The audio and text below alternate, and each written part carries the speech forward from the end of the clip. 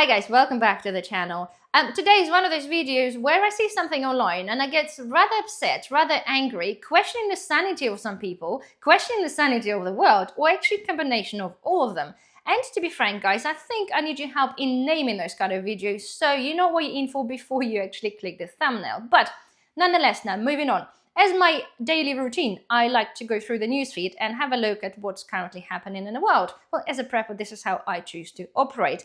And a couple of articles popped up that made me kind of, really excited. And the title of the articles go, New 2 million project to save UK from food shortages. So 2 million project to save UK from food shortages. And as I said, I got very, very excited. Suddenly I thought maybe our government came up with the idea to actually stop all this nonsense and to make sure that we are, as a nation and as a country, are safe from food insecurity, because they've been projecting the food insecurity for a very, very long time. If we just have a look at the weather, the current conflicts, even the internal affairs with the farmers, it is all going to be leading to food shortages. This is just absolutely inevitable. It is important to understand that as an island, we're only 30% self-sufficient in our fruits and vegetables. That means that 70% of the food actually gets imported. But if you have a look on the weather for the past few years, from floods to heat waves in the different countries, unfortunately, all of this is going to have effect on the ability to import food into UK. And over the years, guys, it's only going to get worse. And actually, none of us know what's going to be happening in the next few years altogether with the conflicts and things like that. So when I've seen this article, I'm suddenly like, wow, our government suddenly figured something out. So I thought, let's actually have a look. Because initially, when the farmers were talking about the shortages and they're saying they're going to barricade the other supermarkets or the hubs, the government had an answer and said, don't worry, we've got it covered. There's going to be no food shortages. We'll make sure that our supermarket shelves are always filled.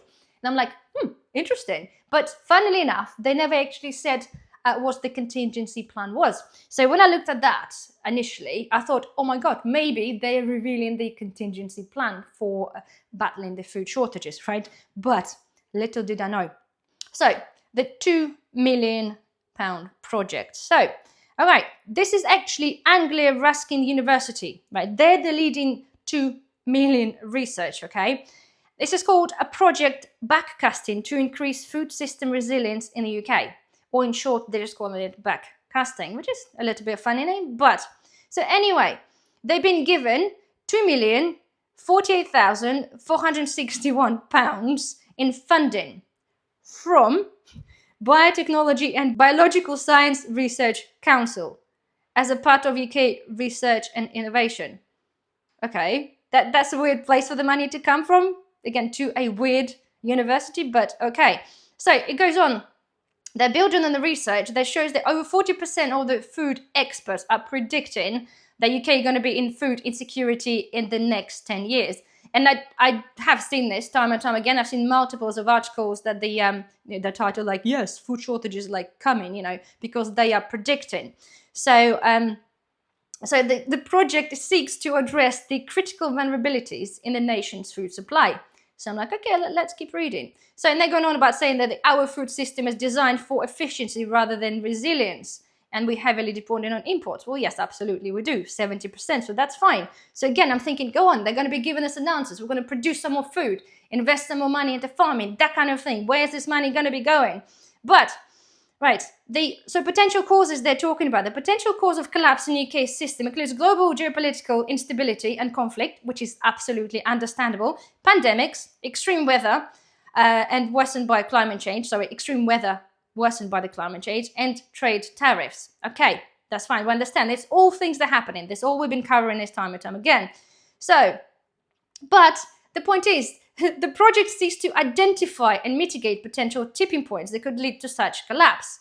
So they basically, right, the backcasting mapping exercise will be conducted to identify the most probable pathways to civil unrest, focusing on addressing the issues, right? So the whole idea is they're talking about within 10 years, there's going to be food insecurities and it's going to lead to civil unrest. This is how it goes. If anything really happens, there's no food. The food goes first. Anything, people panic, people hear of something and people rush in and supermarkets are empty. And if there's no food, understandable, people get angry, people start looting, people start, breaking into people's houses, that kind of thing. So this university is leading a project with a partnership with experts from University of York, the London School of Hygiene and Tropical Medicine, University of the West of England, and the Royal Agricultural University. I understand the last one, but University of Hygiene? Really? You're going to be talking about the, the food shortages? Just a bit strange, that's all. Anyway, so the point is, so the backcasting is to increase the food system resilience in the UK. So it's a major investment into understanding how future shocks could significantly impact the UK food system. So, right, and you look and just, that's pretty much, that's that. So, right, they've been given £2 million, over £2 million, and all they're going to do is to research which of the incidents is going to tip the UK into civil unrest because there's no food. Are you seriously having a laugh? Right, any incident that be there if we have a massive, like, weather issues, right, and there's no food because nobody's importing and we can't produce enough of ourselves. If there's a conflict and there's no food here because it's run out and there's no import, that will be civil unrest. Anything happens like that, we are relying on imports from different countries, okay? Any issues, any of those issues, okay, if they would happen properly, will result on our shelves being empty, and that will result on civil unrest, right? Don't need to spend £2 million to think which one is going to be first or which one's more likely. It's like, to me, that's totally stupid. And I've read this, I'm like, sorry, come again? It's £2 million for a bunch of totally irrelevant universities discussing which of those things is going to affect our food security. This is, to me, this is like absolute just points. This is a proven point, right? When I do those videos, it's like, I don't think many of us understand to what extent things are happening out there that we're not aware. I don't know, obviously, where the money come from, whatever they, the grant, the whatever money, chances are it's probably still a taxpayer's money anyway. But nonetheless, to give this to such a stupid thing and not even giving us an answer, I don't care what reason it might happen that it tips us into the food security. All I want to care about is make sure that there isn't a food security, food insecurity, in fact. Make sure the government does something to stop, to, like, they've already been encouraging people to stock up on certain things because of the part of the government resilience.